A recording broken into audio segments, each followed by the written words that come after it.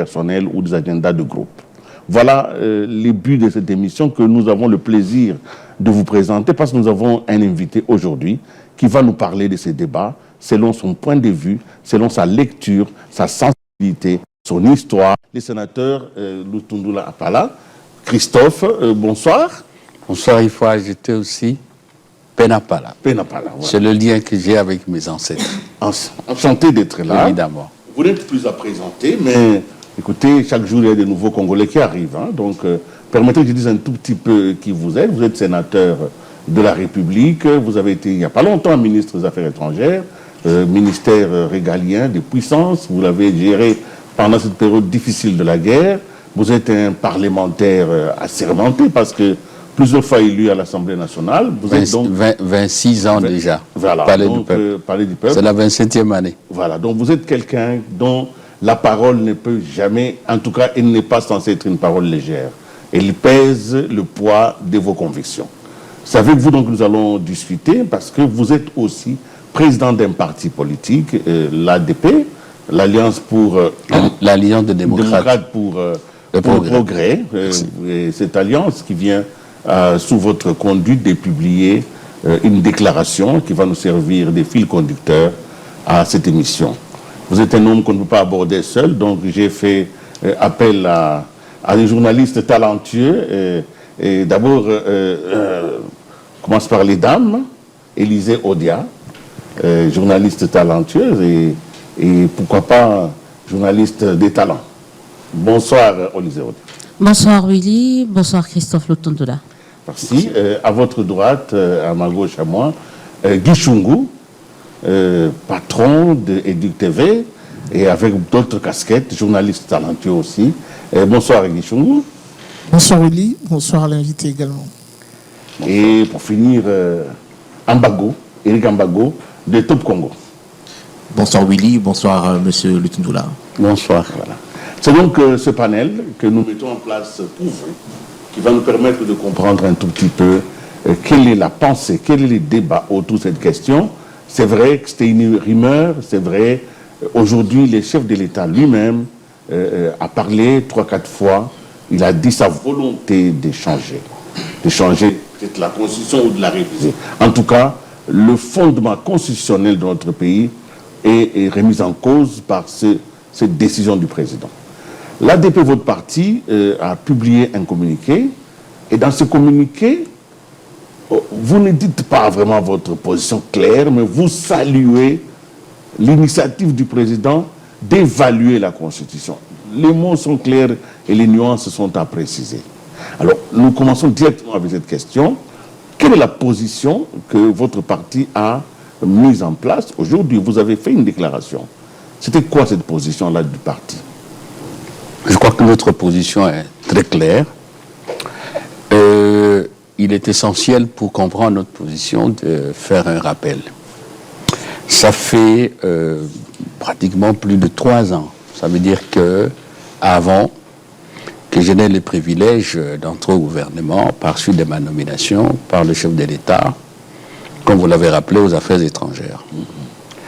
Et vous pouvez vous rappeler l'époque où nous avions à l'Assemblée nationale le groupe de 13. Moi, je n'étais pas membre du groupe de 13. J'étais au G7, mais je travaillais avec le groupe de 13 à titre individuel. Et à cette époque-là déjà, les amis qui étaient avec moi dans le groupe, à la radio, à la télé, je pense probablement avec Eric Ambago ou Thierry Kabouni ou Christian Lusakweno lui-même, j'ai développé une thèse. Je considérais que nous venons de vivre une expérience de la mise en œuvre de la Constitution que nous avions adoptée, promulguée par les chefs de l'État, je crois, le 18 février 2006. Et donc, je considérais qu'on ne peut pas faire cette expérience pendant pratiquement 10 ans et ne pas évaluer. D'autant plus qu'il y a eu des situations qui n'étaient pas, en tout cas, dans la ligne droite de l'esprit et de la lettre de la Constitution. On va en parler, je ne vais pas vous prendre du temps. à ce stade. Et la thèse que moi je présentais, pour ne pas dire la suggestion que moi je faisais aux Congolais, c'était qu'on mette en place, il faut bien suivre les nuances, un comité scientifique interdisciplinaire d'évaluation de la mise en œuvre de la Constitution. Et que sur base du rapport de ce comité, je vais vous dire pourquoi je l'appelais comité scientifique, nous allions ouvrir un débat politique de fond. Et comité scientifique, pourquoi, je m'excuse beaucoup, ce n'est pas de l'élitisme, mais chacun a ce qu'il peut faire dans la vie, a le domaine de prédilection pour lui, à sa spécialisation. Je voyais des professeurs d'université, les politologues, les juristes, les économistes, les sociologues, bref, tous ceux qui, de par la formation et de par aussi, là je sors un peu de l'université, leurs activités, leurs préférences, même les politiques, leur capacité de se détacher des considérations et des sensibilités personnelles peuvent froidement, je souligne le terme froidement, à la limite du scientifique, examiner la situation. Nous avons prévu ça, parce que la Constitution en elle-même, c'est toute une philosophie de vie, une philosophie du pouvoir, une perception de la manière la meilleure de nous organiser pour assurer à ce pays ce rayonnement, sa grandeur et les bien-être de ses populations. Donc, c'est une idéologie, un programme politique, les institutions. Donc moi, je pensais qu'on pouvait avoir ces gens-là, détachés, qui, in tempore non suspecto, réfléchiraient sur la Constitution. On a parlé de la parité. Article 14, je crois 15. Est-ce qu'on y est arrivé? Et on va faire le détail. Donc j'avais proposé ça à l'époque.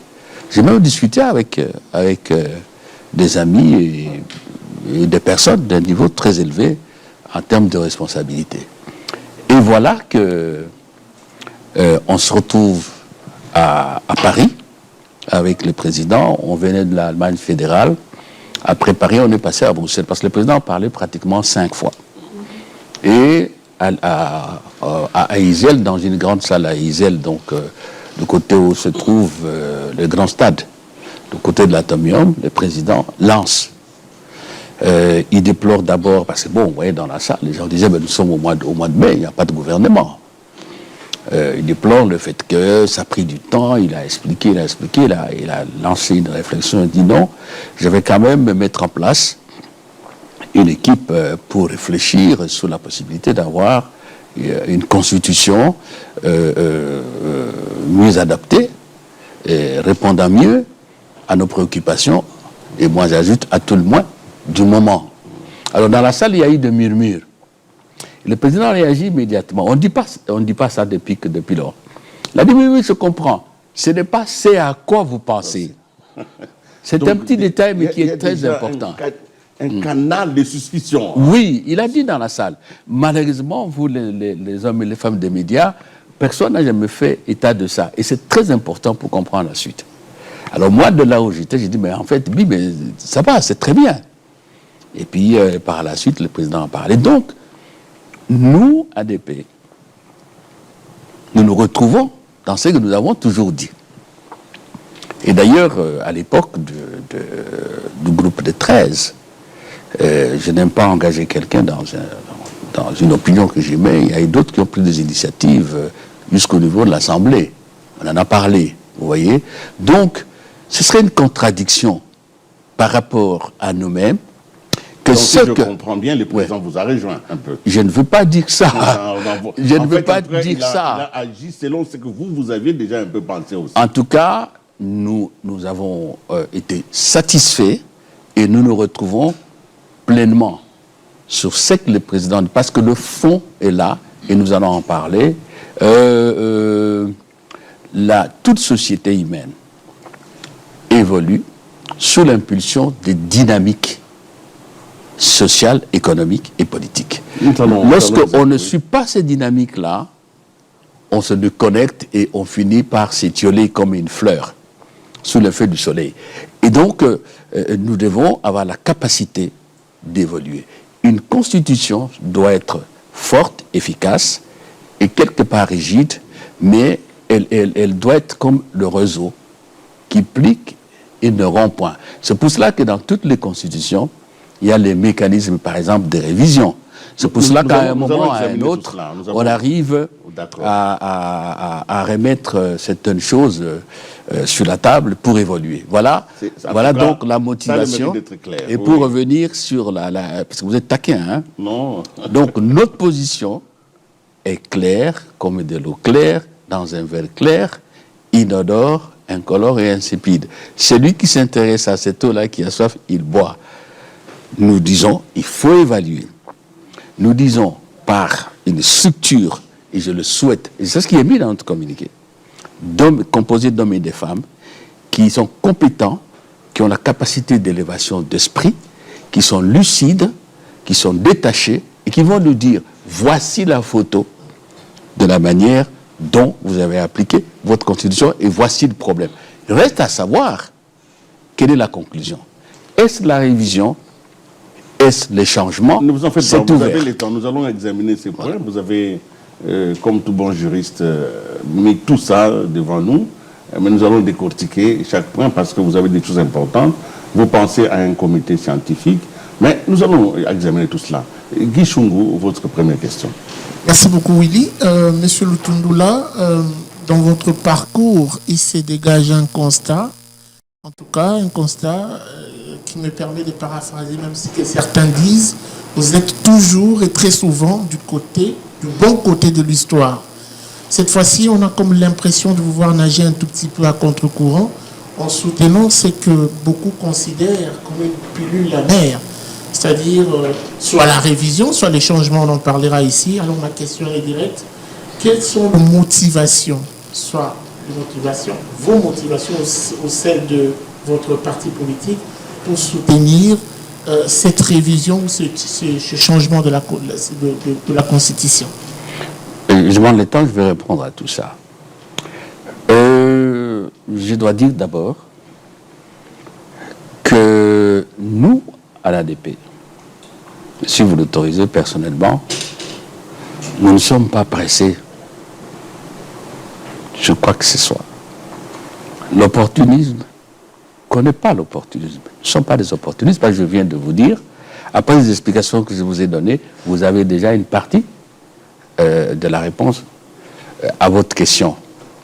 Nous sommes, pour dire, moi depuis que je vis, j'ai toujours eu la conviction, depuis l'école secondaire, que si vous faites bien votre travail, ça paye toujours.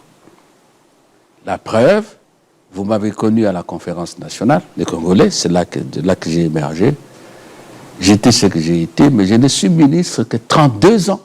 Je suis devenu ministre. 32 ans après. Et passé dans tous les services, même du temps du président Mobutu, je n'ai jamais été quelque part pour solliciter quoi que ce soit. Je vous fais confiance au travail. Donc, je voudrais cadrer les choses de cette manière-là. Alors, entrons dans le vif du sujet.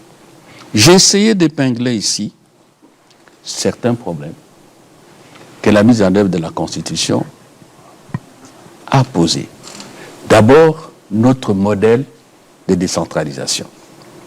Je ne vais pas aller très loin parce que c'est un sujet qui peut donner lieu même à des séminaires. Je voudrais que vous compreniez bien. Oui. Quand vous dites ça posé, vous regardez la praxis donc constitutionnelle ou vous regardez les textes déjà qui sont écrits. Très bien. À quel niveau se situe votre Très bien. Il faut faire attention.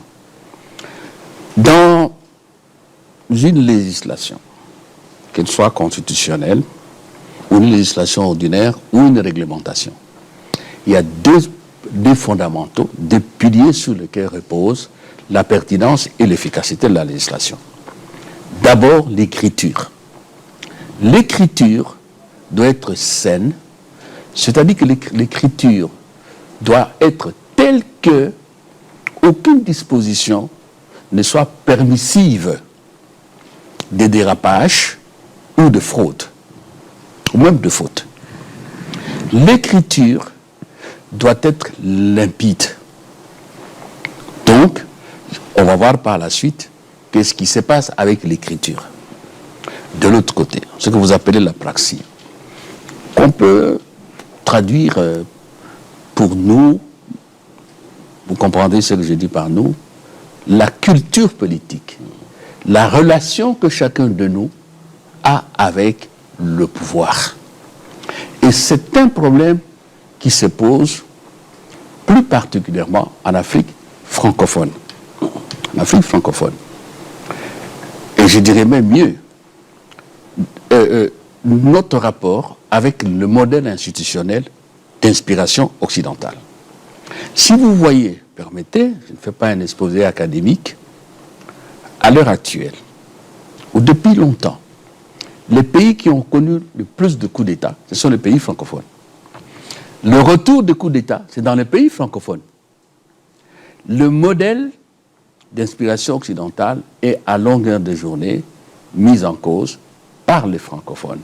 Regardez actuellement l'Afrique du Sud, le Ghana, le Nigeria, le Botswana, même la Namibie. Et on peut continuer la série. J'ai pris vraiment des exemples phares. Ce sont des pays qui ont des systèmes institutionnels à l'occidental. Pluralisme politique, pluralisme syndical, et j'en passe. Ça fonctionne. Mais si vous voyez l'Afrique centrale, si vous voyez l'Afrique francophone, je ne cite pas les pays, en termes de coup d'État, en fait, le Sénégal n'a jamais connu un coup d'État. Le Cameroun, on peut en parler aussi. Mais les révisions constitutionnelles, c'est dans les pays francophones. Donc nous avons un problème de fond. Est-ce que ce sont les textes qui sont mauvais ou c'est notre culture, notre mentalité qui n'arrive pas à s'intégrer dans les modèles qui viennent de l'Occident? C'est ça le problème.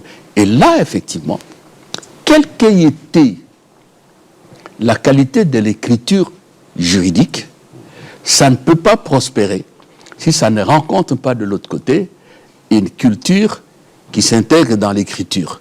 C'est peut-être trop abstrait. Cela ne signifie pas que nous avons tort.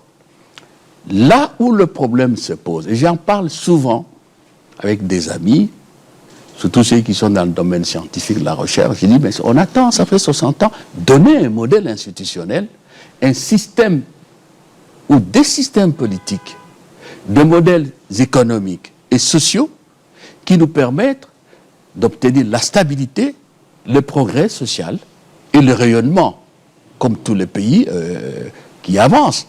Voilà. Donc, on ne peut pas dire, c'est mentir de dire, j'ai une constitution que je considère comme parfaite et tout ira bien. Non, c'est faux. Et on reviendra sur sa question. Donc, je disais, je prends la question de la décentralisation. Grosso modo, notre modèle n'a pas réussi. Hier, nous étions au Sénat, j'avais fait une intervention, la Caisse nationale de péréquation. C'est prévu dans la Constitution, article 181. La loi a été votée, le président a promulgué, ça fait longtemps. Ce n'est pas la faute de la Constitution, hein? On a nommé, si des hommes ne parviennent pas à agir sur ça. On a nommé les gens là-bas. Oui. Ça ne fonctionne pas. Il y a la question de la décentralisation, les rapports entre le fonctionnement des institutions provinciales. Grosso modo, déstabilisation. Et à l'époque du président Kabila, nous avons essayé de régler un peu avec la révision de l'article, je crois, 197 et 198, je ne me trompe pas. Mais ça ne marche pas.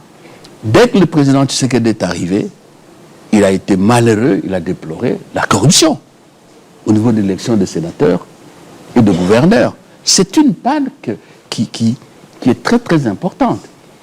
Les institutions provinciales, les compétences entre le pouvoir central et les provinces, il y a une zone de flottement. Vous avez par exemple les gens de l'enseignement primaire et secondaire, les gens du secteur médical. Qui décide? Le gouverneur, le chef de division provinciale, ou tout doit venir de Kinshasa? Ce sont des problèmes sérieux. Je continue encore avant de passer à autre chose. Pour ce qui concerne les provinces, la retenue à la source. Vous savez qu'il y a un débat toujours. Jusqu'à aujourd'hui, on fait toujours des rétrocessions. Mais la Constitution parle de la retenue à la source. Qu'est-ce qui se passe? Voilà un problème. Il n'y a pas de décentralisation ou de régionalisme constitutionnel qui réussissent sans ressources, sans personnel compétent. On a parlé de la Constitution prévoit la fonction publique provinciale. Où est-ce qu'elle est? Tout se décide à partir de Kinshasa. Là, alors, nous suivons tous ce qui s'est fait au niveau du ministère de l'Intérieur depuis longtemps. Le ministre de l'Intérieur, un beau matin, il dit « Cette assemblée provinciale ne peut pas siéger ». Mais il n'y a pas de tutelle. Monsieur Lutundoula, permettez, parce que c'est important. La question qui concerne les individus. Il est prévu dans la Constitution que le président de la République, en fonction, continue à travailler jusqu'à l'installation Du prochain. Voilà. On a généralisé ça. L'Assemblée nationale, le Sénat, les assemblées provinciales, le gouverneur, ainsi de suite. Suivez mon regard. Vous savez ce qui s'est passé il y a quelques années. L'ancien régime bloque les élections. Parfois, à un moment donné, on bloque, on nous dit, on va faire les provinciales. Les partis politiques dont le nôtre, nous avons déjà versé la caution pour nos candidats députés provinciaux. Mais à un moment donné, paf, c'est terminé, on nomme les commissaires provinciaux. Généraux. Ça n'existe nulle part. C'est en dehors de la Constitution. Et l'argent que nous avons payé, il ne nous a jamais été restitué. On n'a pas élu les députés provinciaux. Conséquence, et c'est très grave ça. 1.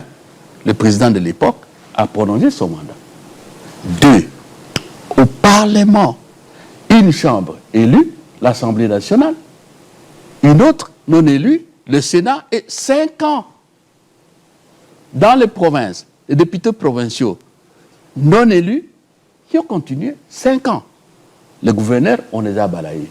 Et vous voyez un cas qui ne vient pas de l'écriture. Alors, je répondis avec ma deuxième question, puisque je sens qu'il y a une série, tout un cocktail. Et là, il y a des propositions que nous pouvons faire pour ça. D'accord. Alors, ma deuxième question, rapidement, c'est justement, je rebondis sur un mot que vous avez utilisé, il faut évaluer cette Constitution. Oui. Je trouve que c'est un jeu de mots, on aimerait être plus précis. Ici, il y a 2 mots qui reviennent sur les lèvres du Congolais, notamment des constitutionnalistes, soit changer, soit modifier, réviser la Constitution. Votre démarche d'évaluation de cette Constitution, c'est pour aboutir à quoi? À une révision ou à un changement? Mais c'est simple, je suis désolé de vous rétorquer comme ça. Comment vous allez lever une option sans ne fût-ce que faire le constat? Non, parce que vous avez dit évaluer, c'est un mot. Non, ce n'est pas un mot. Nous sommes des intellectuels. La première démarche, c'est l'état des lieux. Vous allez aujourd'hui réviser ou changer par rapport à quoi? L'état des lieux, vous l'avez fait puisque vous avez cité un cocktail des faits attendez un peu là. Nécessite... Attendez un peu là. Je suis en train de faire l'état des lieux. Il fallait me laisser parler. Je comprends parce que bon, ça risque d'être un exposé académique.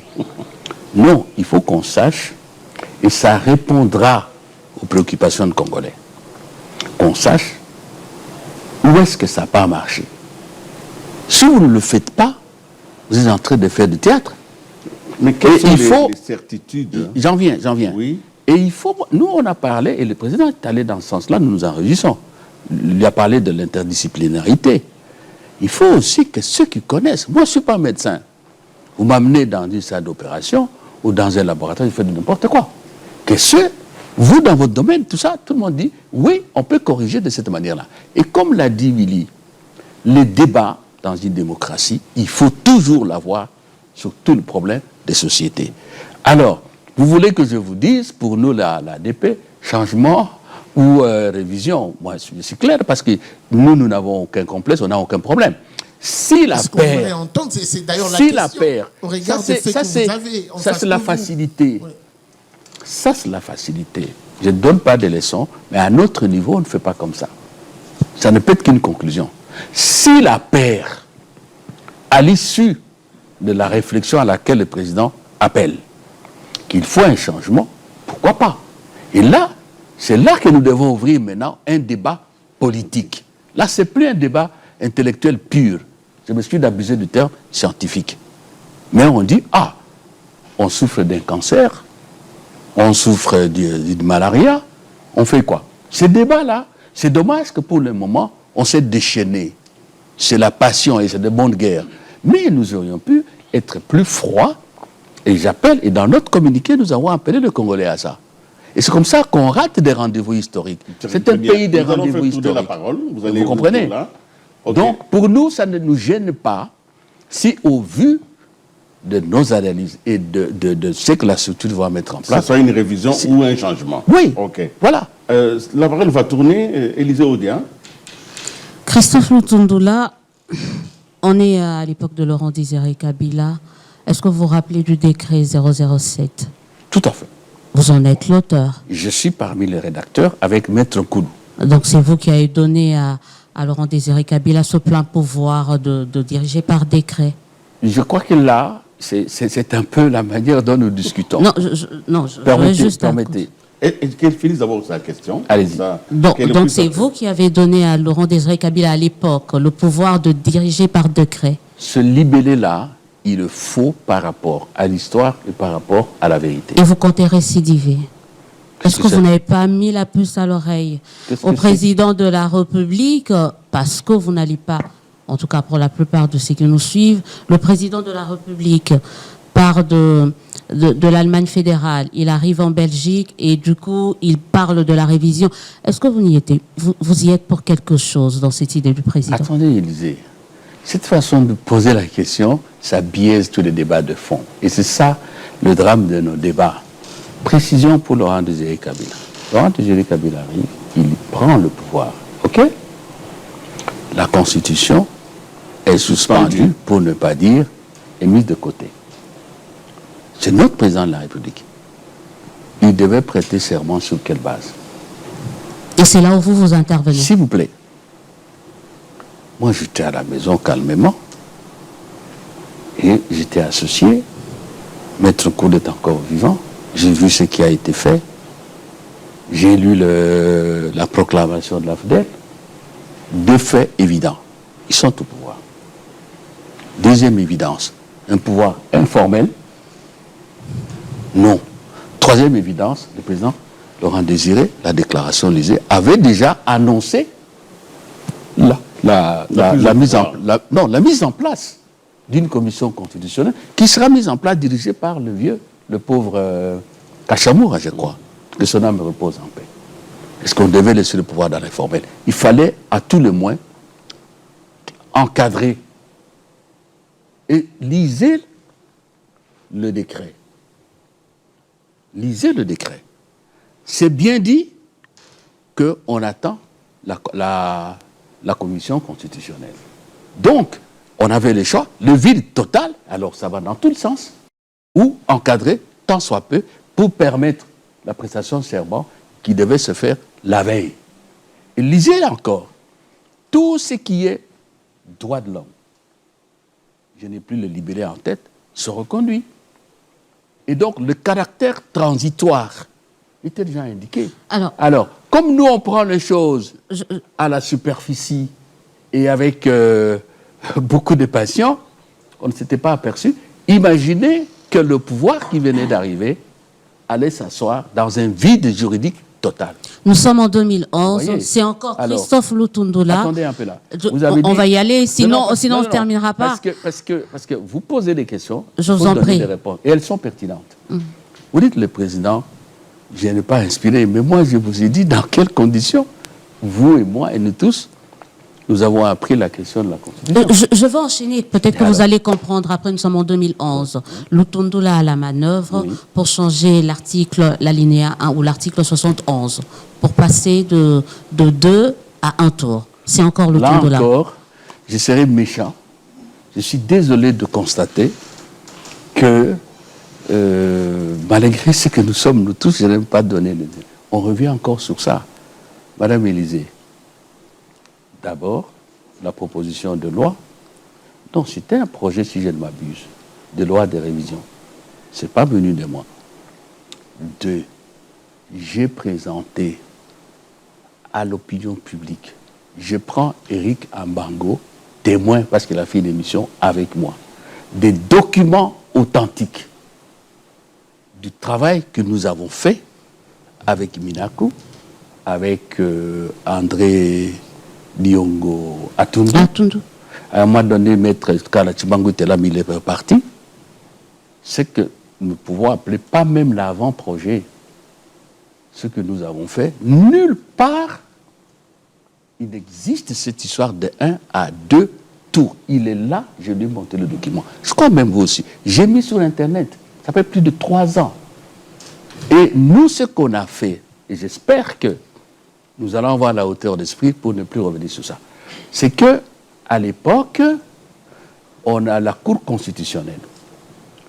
Après le deuxième tour, le premier tour, il fallait prolonger le délai entre le premier et le deuxième tour, parce que dans 15 jours, on ne peut pas organiser le scrutin, le deuxième tour. Et la Cour a mis, je crois, 30 ou 60 jours. Et nous avons formalisé. Et le texte existe, le texte authentique. Nous avons déposé, accusé de réception, et le projet, le travail est inscrit dans le livre bleu de l'Assemblée nationale quand le texte est déposé. Je vous ai dit que c'est au moment de discussion à l'Assemblée que l'affaire de 2 tours est venue. Pourquoi on doit fausser la vérité? En tout cas, vous étiez dans... Vous étiez... Qui a finalement assumé la décision du second tour à éliminer? Il faut, disons les choses clairement. C'est venu de la présidence. Il demandait à... C'est pas à moi qu'on a Mais déposé. porté par quel député? Porté par l'Assemblée nationale, la présidence. Ah mais oui. Donc, mais vous étiez à la manœuvre. Non. Quand vous dites moi, c'est différent. Non, mais parce que les autres ne sont pas là. C'est vous qui êtes en face de nous. Donc on dit vous étiez là. Vous n'étiez pas seul. Non, mais parce vous étiez dans la main. Je déplore ça parce que ça fausse les débats en pareille circonstance. Le sujet est tellement important qu'on ne peut pas le biaiser par ce type de considération. Non, c'est parce que... Surtout que. Mais concernant personnellement, et je peux le faire, je suis un homme honnête, concernant Minaku, concernant Atundu et tous ceux qui ont été associés à la réflexion, on n'a jamais parlé de passer d'un tour. Mais quel était votre travail? Parce que, et là encore la parole, vous dites que, évidemment, ce n'est pas vous, c'est la présidence qui assume le changement de cette révision-là. Mais vous, on vous avait demandé de faire quel travail? On a fait exactement ce que nous voulions à l'ADP. On a fait des réflexions sur l'ensemble de la Constitution pour voir quelles sont les dispositions handicapantes, quelles sont les dispositions qui sont un peu, comment on peut dire, des impuretés dans la Constitution. Je vous ai donné un exemple précis, cette histoire de délai entre les 2 tours. Et c'est le travail que nous avons fait. Et c'était quoi votre conclusion après ce travail? Quand vous avez fait le travail de 2 tours, c'était quoi la conclusion après cette réflexion? Nous avons proposé qu'au lieu de 15 jours, entre les 2 tours, on prend 45 jours. Comme ça. Et votre proposition n'est pas passée? N'est pas passée. N'est pas passée. Parce que quelqu'un d'autre a utilisé cette réflexion pour pouvoir faire passer ce qui était en réalité recherché. Pourquoi je suis arrivé? Donc, on est en 97, Lutundula est là, on est en 2011, Lutundula est là, on est en 2024. Oui. Comme par miracle, on retrouve encore Lutundula. Non, pas par miracle. Comme par hasard. Non, pas par hasard. Pas par hasard. Vous êtes un technicien. Oui. Quelqu'un qui est reconnu, un expert dans tout ce qui est réforme institutionnelle. Est-ce qu'aujourd'hui, vous n'avez pas l'impression qu'à chaque fois qu'on veut déclencher, qu'on veut changer les choses, changer les textes ici au pays, on vous utilise, vous? Non. Là aussi, encore une fois, c'est banaliser un débat de fond. Et je suis peiné, moi, de voir qu'à notre niveau, moi, j'ai étudié. Je ne suis pas constitutionnaliste. On ne triche pas avec la science. Je suis un petit monsieur qui a fait le droit, très intéressé à la matière administrative et à la matière constitutionnelle. Vous avez fait les études de journaliste. Et quand il y a des problèmes de votre profession ou de votre science, vous dites non, on va dire que ceci, vous croisez les bras. Ça, c'est une démission. Un intellectuel, je ne peux pas le faire jusqu'au moment où je n'aurai plus la force, soit intellectuelle, soit physique.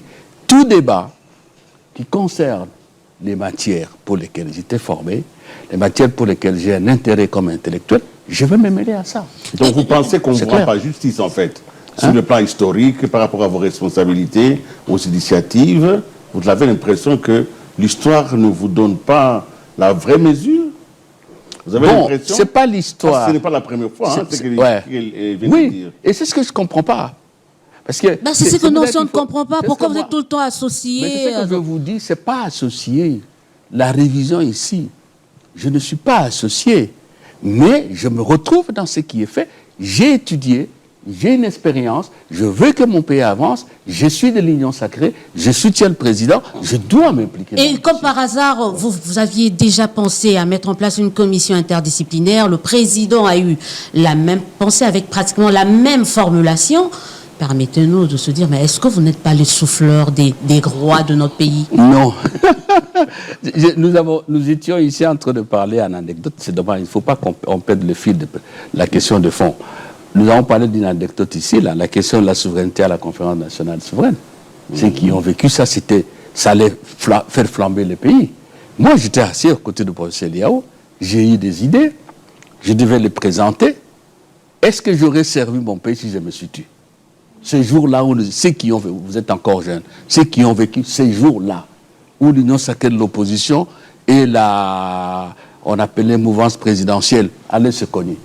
Il a fallu qu'un petit monsieur dans la salle, un petit juriste comme moi, je demande l'autorisation pour ce lieu, il dit parler, monseigneur me passe, et puis j'ai décrispé la situation. Donc moi, je ne peux pas être médecin, être juriste, journaliste, et avoir peur. Nous allons défendre des idées. Ça ne marche pas, il faut avancer. Non, je l'ai juste terminé par rapport au début, l'introduction de Christophe Lutundula. Il parle du fait que 32 ans après, il n'a jamais occupé de haute fonction. Il fallait attendre le président. En fait, ministrable, il a été vice-président, mais il n'a jamais été ministre. Oui. Il fallait attendre le président Tshisekedi pour faire de vous vice-premier ministre de l'Intérieur. Est-ce qu'aujourd'hui, vous vous sentez redevable à l'endroit de Félix Tshisekedi? Vous ne m'avez pas compris. Il y a une question. Je voulais souligner le fait que dans ma vie, je suis un homme de patience. Est-ce qu'aujourd'hui, est-ce qu'aujourd'hui... Je vous répondrai. Je vous répondrai. C'est ça qui biaise le débat. Non, je vous en prie. Il faut aller dans des questions importantes. Il ne faut pas personnaliser le débat. Je suis désolé, mais c'est bien vous donner l'occasion aussi de m'adresser à d'autres. Que les gens aient quand même une idée de la personne qui Attendez un peu, ils me connaissent bien.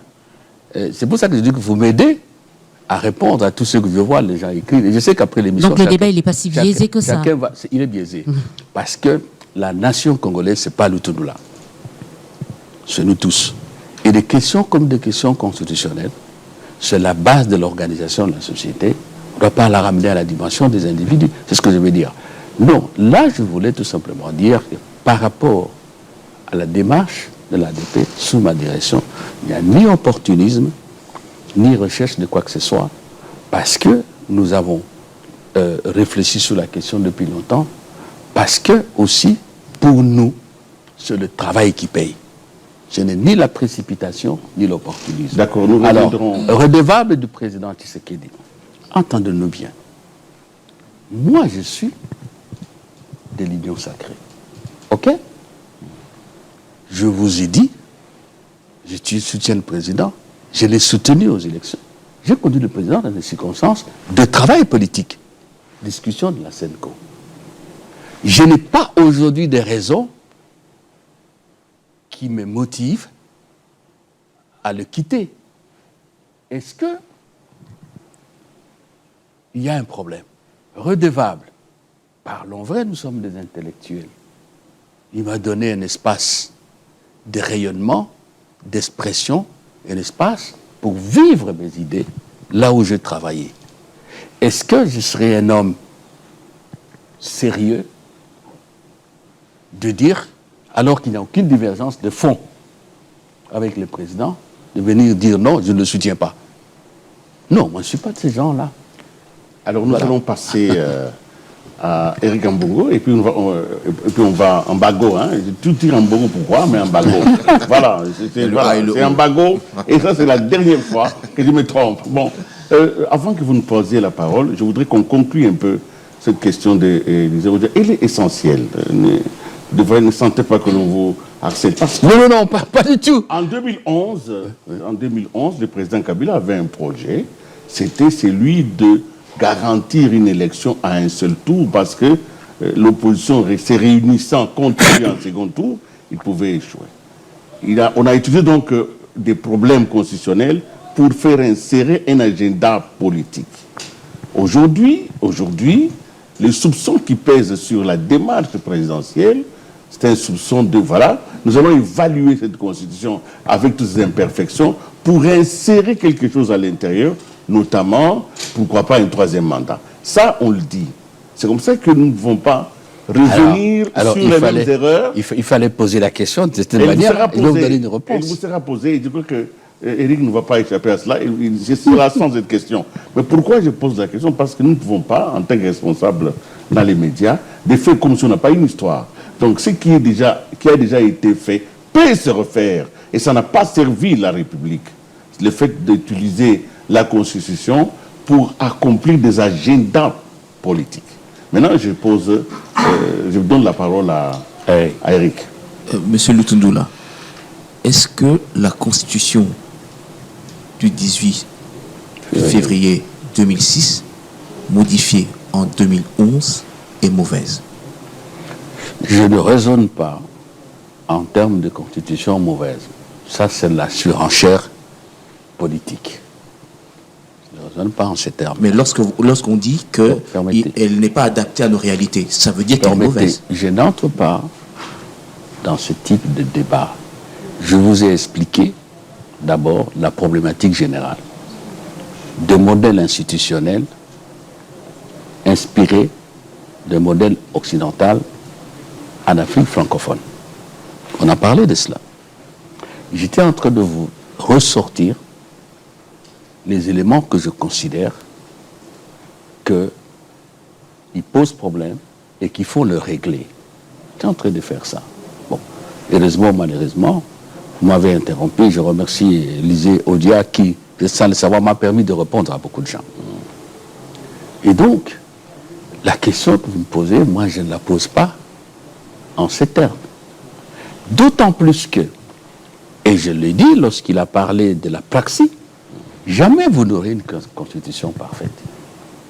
Même la constitution américaine qu'on prend comme modèle, il a été modifié plusieurs fois. Et quelle modification? Avec des articles kilométriques. Vous comprenez? Je vous ai dit que toute société est soumise à des dynamiques sociales, économiques et politiques qui lui donnent mouvement. C'est peut-être trop philosophique, je m'en excuse, ou j'abuse. Mais si le cadrage institutionnel ne s'adapte pas, ça tombe en panne et ça devient une crise. C'est comme ça qu'on arrive à avoir des crises. Vous comprenez? Donc, votre question, j'y ai déjà répondu. Est-ce que vous ne répondez pas à votre leader oui, de l'Union sacrée, qui a dit clairement devant les populations que cette constitution n'est pas bonne? Pourquoi vous ne voulez pas rejoindre la position de votre leader? Mais vous voulez que j'utilise les mêmes expressions? Je dis que dans la Constitution, ça se fait aujourd'hui, ça se fera demain, ça se fera toute notre vie. Il y a des dispositions, soit handicapantes, soit permissives, soit mal interprétées. Regardez, parce que moi je voudrais vraiment qu'on fasse comme ça. L'article 217. Quel est le problème? Il faut aller au-delà des arguments politiques. Deux problèmes. Le premier, c'est la frustration des Congolais vis-à-vis de l'Union africaine. Et c'est l'ancien ministre des Affaires étrangères qui vous parle de ça. Nous sommes cofondateurs de l'Union africaine. Regardez le dossier de l'Est. Rappelez-vous l'affaire de la MONUSCO. Et puis la force de l'EAC. Le rejet. Hier, nous avons reçu au Sénat la délégation du Parlement panafricain. Je leur ai dit, vous êtes les bienvenus parce que ici, le Congolais se demande l'Union africaine, c'est quoi? Pendant la conférence nationale, crise que vous connaissez, Salim Mohamed Salim, secrétaire général de l'Union africaine, tanzanien, je crois qu'il est mort, arrive ici. Moi, je travaille avec Monseigneur Moussengo. Nous le recevons, Monseigneur, feu l'ambassadeur Izoubir. Je crois que Papa Iléo était là. il est venu, Organisation de l'Unité africaine. On lui donne tout le dossier. Il dit, ok, je pars, je vais revenir. Il n'est plus jamais revenu. Le Conseil paix et sécurité de l'Union africaine a pris beaucoup de résolutions sur la crise à l'Est. Je dis à la délégation, allez à l'Union africaine, posez la question à la Commission. Toutes les décisions que l'on prend ici sont où? Donc le Congolais se demande, lorsqu'on lui parle de l'Union africaine aujourd'hui, ça signifie quoi? C'est ça le problème de fond qui est là. Le deuxième problème, qui n'est pas de fond, d'écriture, peut-être que, pas peut-être, il y a un grand malentendu, il faut réécrire. Vous savez qu'en Afrique, Monsieur Lutundula, expliquez l'article 217, parce qu'il y a cette polémique. Certains disent que le Congo va vendre, on va vendre une partie de notre territoire. Tout ça, il faut bien expliquer ça. Eric, je ne reviens pas sur ce débat qui est de bonne guerre en politique. J'ai dit il faut voir la question de fond. Si vous n'avez pas la question de fond, vous ne la résolvez pas. La question de fond, c'est cette frustration. Que signifie aujourd'hui, pour vous et moi, l'Union africaine? Je vous ai parlé de la période de la conférence nationale. Je vous dis ce qui se passe, et on peut en parler parce que je connais bien le dossier. Aujourd'hui, l'Union africaine, la Samir DRC, la force de l'Afrique australe, qui est à Goma. Le Conseil paix et sécurité prend une décision, une déclaration, dit à la Commission, donnez à la Samir DRC le matériel militaire de la force en attente de l'Union africaine, le matériel qui se trouve à Douala. Jusqu'à aujourd'hui, rien. Le problème de fond, c'est celui-là. Que signifie pour nous aujourd'hui l'Union africaine? Il y a encore cet article, il faut changer la Constitution. S'il vous plaît, ça ce sont des conclusions, je suis désolé, qui sont, qui sont à la superficie. Oui, mais c'est sur ça que certains s'appuient pour demander le changement de la Constitution. Attendez un peu. Moi, j'ai une solution à ça. L'écriture, par rapport à cette frustration. Est-ce que vous savez qu'en Afrique, il y a des pays qui n'ont pas cette clause-là, cette disposition? D'autres en ont, ils sont beaucoup de pays francophones. Ils ne l'ont pas. Mais en réalité, il est clair que quand on crée la ZLECAf, tout le monde est tenu à respecter.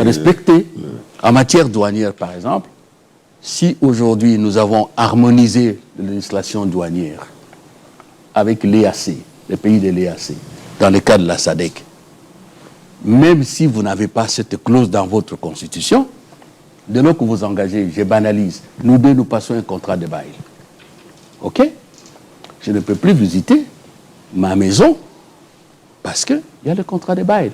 Donc, lorsqu'il y a un débat politique, ne voyez pas ce qu'il y a à la surface. Il faut entrer en profondeur. Devons-nous maintenir l'article? Est-ce qu'on peut enlever cette incise-là? Abandonne la souveraineté? Ou devons-nous dire, oui, comme d'autres pays, on enlève? Moi, c'est ça, ma vision et ma démarche. Monsieur, vous n'avez pas vu ça? Je n'entre pas... Vous êtes parmi les rédacteurs de la Constitution, pas parmi Akisangani, mais vous étiez là en tant que député. Est-ce que vous pensez... Vous ne l'avez pas. C'est passionnant. Vous ne l'avez pas encore. C'est passionnant. L'article 217 de quelqu'un d'autre. Écoutez, ne perdez pas... Eric a encore la parole. Ne perdez pas votre temps avec des questions taquines. Je sais là où vous en 2011, vous aviez... procéder à la modification de 8 articles de la Constitution. Oui. À cette époque-là, vous n'avez pas vu l'article 217. C'est aujourd'hui que vous réveillez pour... pas qu'on se réveille. Voir cet article. Non, pas qu'on se réveille. Vous êtes des médias. Lorsqu'il y a un débat, et des compatriotes soulèvent des problèmes, vous allez dire non, en 2011, nous on n'a pas vu ça, ça ne m'intéresse pas.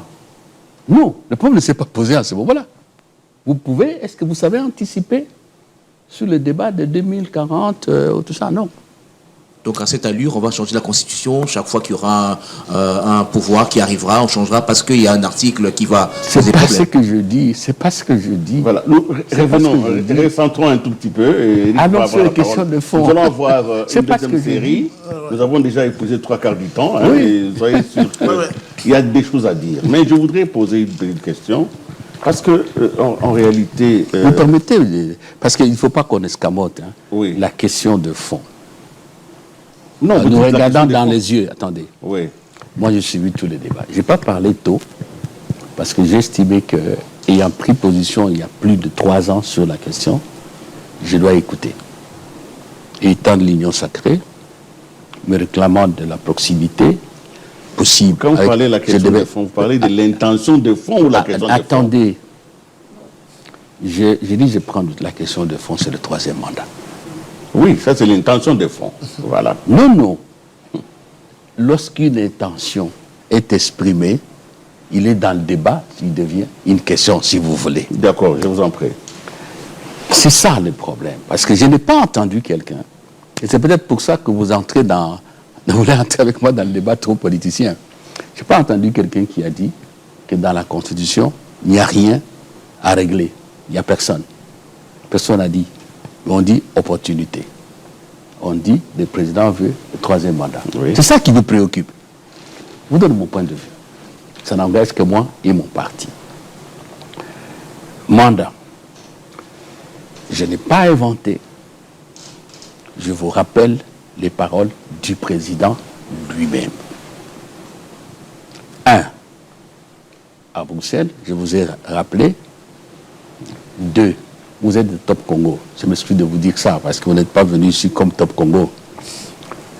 J'invite le compatriote à revoir l'interview du président avec Christian Lusakweno et notre compatriote en bas.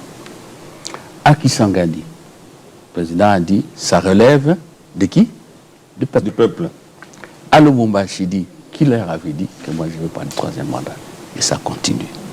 Quelle réponse devons-nous chercher à ce stade? Et je parle avec toute la nuance. À ce stade, par rapport à la question. Moi, ce que je dis, et là, je rentre à moi, si la question se pose, c'est une question hautement politique, il va falloir en débattre. C'est simple comme bonjour. Mais nous sommes en politique. Alors, la question concernant changement ou révision. Moi, j'appelle, à l'ADP, nous parlons de la réforme constitutionnelle. Vous savez pourquoi? C'est une réserve, une précaution d'objectivité. Le président dit qu'il va inviter, il va créer par inviter une commission. Attendons le rapport de la commission. C'est plus objectif. C'est moins sentimental. Je sais que la question est une question de haute sensibilité politique et nationale. Je vous concède, parce que c'est la vérité. On ne peut pas traiter des dossiers du pays avec légèreté. Et on va en débattre. C'est une question politique. Voilà. Il nous reste 7 minutes à peu près à gérer, Ouais. ce qui fait à chacun de vous une seule question et à l'inviter une concision chirurgicale, donc dans sa prise de réponse. Donc vous allez vraiment, parce qu'il reste très peu de minutes, vous posez une seule question, il répond, une deuxième, il répond, une troisième, il répond, et nous allons conclure l'émission. C'est cela. Alors, je vous en prie. Ce que j'apprécie, c'est le fait que M. Lutundu traîne derrière lui une étude profonde sur cette constitution. Alors, j'aimerais que vous puissiez nous aider à ressortir quelques, quelques obstacles que présente cette constitution en ce qui concerne le déploiement de la bonne gouvernance. Très bonne question. Mais je voudrais quand même, avant d'arriver, retirer bien la question.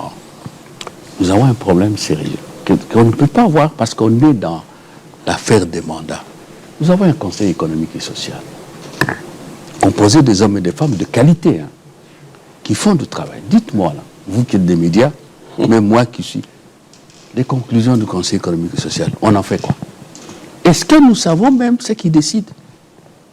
Quel est le sort qu'on réserve au conseil économique et social? Regardez à travers le monde, combien de pays ont-ils encore cette institution et qu'est-ce qu'ils en font? C'était une institution qui a été créée par compromis. Je préfère dire ça. Voilà un problème. Un autre problème, il y a quelques semaines, on a eu les états généraux de la justice, n'est-ce pas? On a parlé du Conseil supérieur de la justice sur le modèle belge, Conseil supérieur de la magistrature sur le modèle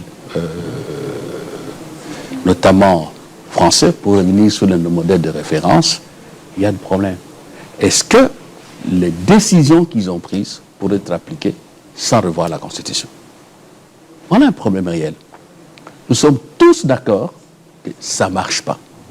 Je suis peiné pour mes anciens collègues magistrats. Et c'est ça la vérité. Et le contentieux électoral a fini vraiment par descendre encore en flamme l'image de la justice. Mais aujourd'hui, là, les piliers de l'indépendance de la justice, pour nous, c'est la législation et le Conseil supérieur de la magistrature. On l'a descendu en flamme. Est-ce que, dites-moi, on peut aujourd'hui valablement changer la justice sans toucher à la Constitution? Voilà un autre problème. Même l'affaire du gouvernement qui est formé tardivement, et là je te rejoins à la praxis. C'est quand même curieux que dans notre pays, personne n'a jamais discuté du programme de gouvernement avant de former le gouvernement. On ne dénonce pas ça. Toutes les coalitions que nous faisons, depuis qu'il y a eu des négociations, à l'époque du président Mobutu, mouvement de l'indépendance, de la démocratie, jusqu'à aujourd'hui, ni au départ, ni au retour des élections, on n'a jamais discuté. Il n'y a pas un programme commun. Conséquence, c'est que la formation du gouvernement se réduit à dire qui va être là-bas, qui va faire quoi, et ça prend tout le temps comme ça. Des changements. Donc, tout cela aussi, il y a des choses qu'il faut retoucher. Bon, parce que le temps nous est compté. Il a parlé de gouvernance. Vous avez dit que... Est-ce que la Constitution empêche que vous... Est-ce qu'il y a des obstacles que présente cette Constitution sur le déploiement de la bonne gouvernance? Je vous mentirai si je dis oui ou non. Mais je reprends ce que j'ai dit. Je vous cite un cas très précis. L'affaire du gouvernement. Comment se fait-il? Nous tous ici, nous sommes des intellectuels, nous suivons ce qui passe ailleurs. Partout il y a des coalitions, le débat c'est sur le programme de l'opposition comme de la majorité. Depuis que nous sommes indépendants. Mais comme si vous votez les hommes et non les programmes, comment voulez-vous que ça ait des programmes? Mais alors, on revient sur une autre équation. Hommes, oui. C'est-à-dire, là vous renvoyez la balle à l'électorat. Ouais. C'est-à-dire à notre culture politique. Vous voyez ça. Je vous donne disposition handicapante. Je vous ai parlé de cette histoire après le président. Voilà ce qui s'est passé. Parce que nous connaissons tous. Au lieu d'organiser les élections, qu'est-ce qui s'est passé? Je n'ai pas cité les noms des gens comme si nous étions plus propres que les autres tout le temps. On a commencé par désarticuler le gouvernement, vous comprenez ce que je veux dire? Désarticuler les provinces, commissaires généraux, et on vient avec le fichier électoral qui a pris des millions de dollars. Vous comprenez? Alors, c'est la mauvaise application des dispositions constitutionnelles. Et on peut continuer. Donc, la gouvernance, oui, elle dépend aussi des politiques nationales qui sont adoptées par le gouvernement et appliquées par les hommes, mais la gouvernance aussi, c'est le dispositif institutionnel qui doit être clean, qui ne doit pas être permissif des dérapages. Voilà, nous allons... C'est clair. Cette émission arrive à la fin. J'enchaîne les questions. Une petite question, une seule question. Une seule, On une est ou déjà deux à la fin. rapidement. Je crois qu'on peut demander une petite indulgence au niveau de la régie pour qu'on ait, c'est pas d'aussitôt qu'on Posez la retrouvera. question, Élisée Christophe Ondia. Lutundula, pourquoi aujourd'hui on doit accorder au régime de Tshisekedi ce qu'on a refusé à Kabila, c'est-à-dire changer la constitution? Vous étiez dans l'opposition quand vous prêtiez à Kabila l'intention d'un troisième mandat. Aujourd'hui, c'est le cas. Aujourd'hui, c'est une question, vous-même vous l'avez dit. Ce n'est même plus une intention, c'est une question. Pourquoi aujourd'hui, on doit accorder à Tshisekedi ce qu'on a refusé à Kabila? Merci. Et une dernière question, par rapport au contexte également actuel. Une partie du pays qui est occupée, n'est-ce pas indécent d'aborder une telle problématique alors qu'il y a la guerre dans la partie est du pays? Je commence par la fin. Je vous réfère encore au président. Je crois qu'il s'en a dit. Le président a dit que ce n'est pas une urgence.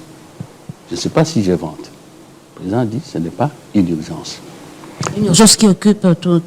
Non, mais le président a dit... Et pourtant, ça occupe le débat. Madame Odia, est-ce que le président l'a dit ou il ne l'a pas dit? 2. Vous savez que à l'issue de la conférence des chefs d'État des pays membres de l'Union africaine, qui s'est tenue à Alger en 1999,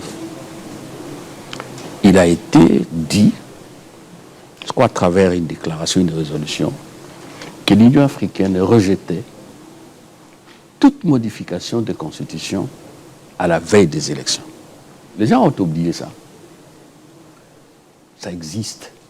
Et aujourd'hui, quand il y a des situations comme ça, j'ai eu la chance, le privilège de présider le conseil exécutif de l'Union africaine, d'accompagner le président, même quand il y a le mouvement de coup d'État en Afrique, prise de changement de gouvernement anticonstitutionnel ou changement de constitution à la veille des élections. Le mérite du président, et nous l'avons dit dans notre communiqué, c'est d'avoir provoqué ces débats in tempore non suspecto par rapport à cette position de l'Union africaine et pour nous donner le temps de débattre le plus possible. Je ne crois pas qu'il y ait une décision qui a été prise et transmise sous forme de loi à l'Assemblée nationale ou au Sénat. Donc, aujourd'hui, nous devons nous débattre. Mais ce que moi j'ai dit aux compatriotes, moins de passion avec la rigueur du scientifique et en toute démocratie, on lève les options. Le débat n'a fait que commencer. Par rapport à votre dernière question, vous avez utilisé le mot contexte, mais parlant de la guerre. Oui, on a refusé au président Kabila, parce que ce que vous n'avez pas dit, avant d'arriver à ça, il y a eu des contestations qui étaient très fortes sur d'autres sujets. Les dérapages déjà. Je vous ai cité les cas de dérapage ici, et on pouvait continuer. Donc, en ce moment-là, les esprits, moi j'étais dans l'opposition, je ne peux pas me nier, nous G7, on est parti entre autres par rapport à ça. Si vous lisez notre lettre, nous avions dit que ce n'était pas opportun. Vous comprenez? Donc, chaque chose de son temps, les dynamiques sociaux, économiques et sociales propulsent les pays vers des réformes. Mais ce qui est important en démocratie, c'est ce que nous faisons.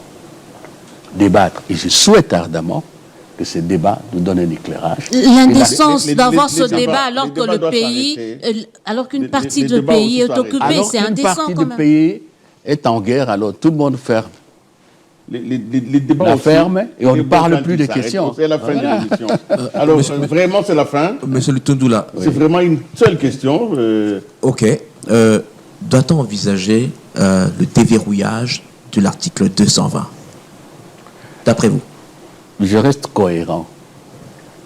Moi, je dis que je refuse des conclusions sans avoir les matériaux. Comment, à notre niveau, on peut décider aujourd'hui qu'on verrouille ou qu'on ne verrouille pas? Nous, à l'ADP, si la paire, après ce travail de fond auquel le président nous appelle et qu'il va cristalliser dans le cadre d'une commission. Et nous avons dit dans notre communiqué que nous espérons que ce sera des hommes de qualité. Ne vous en faites pas. Moi, je suis au Sénat. C'est sûr que ce débat viendra au Sénat. Mais si la paire qu'il faut changer, pourquoi ne pas changer? Je suis clair. Nous allons permettre au président Tshisekedi de briguer un troisième mandat. Éric Ambago. Permettre au président Tshisekedi de briguer un troisième mandat. Éric Mais Ambago. je vous ai dit qu'il y a un débat. Je vous en Toute prie, nous constitution allons... a des dispositions transitoires et plus tout. le temps. Voilà. C'est la fin. Le débat a commencé, je l'ai dit au Alors. début. Et même cette émission est un début de débat. Alors, la dernière question, peut-être avec laquelle nous allons finir, est-ce que les partis républicains, vous étiez à Sun City, non? Oui. Les partis républicains, vaut-il encore la peine? Mais s'il ne vaut pas la peine, pourquoi on discute? Oui, parce que le parti républicain, c'est un parti sacré qui n'est pas dans la Constitution, mais qui est dans les valeurs, vous avez parlé de culture politique, qui voudrait que les hommes politiques ne fassent que 2 mandats et laissent l'alternance se poursuivre. C'est ça le parti républicain, parce qu'à l'origine, il y avait la guerre, et parce qu'on a mis fin à la guerre, qu'on a décidé que personne ne veut arriver au pouvoir par les armes, alors comment nous garantissons mutuellement 2 mandats et c'est fini? C'est ça le sens du parti républicain. Mais si tout doit être remis en cause, c'est que c'est là aussi est fini. Je vous ai dit. Et c'est ça même le dernier mot. Je vous ai dit, tout au long de notre entretien qui a été, je ne dis pas chaud, parce que la chaleur brûle, oui. mais qui nous a permis quand même d'éclairer certaines zones d'ombre du moins, à notre point de vue.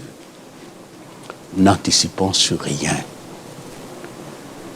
L'essence de la démocratie, c'est le débat contradictoire. Il y a la thèse, il y a l'antithèse, et puis on arrive à une conclusion. C'est ça la démocratie. Aujourd'hui, il y a un pays que nous suivons beaucoup parce qu'on partage la langue, qui est dans un tourbillon.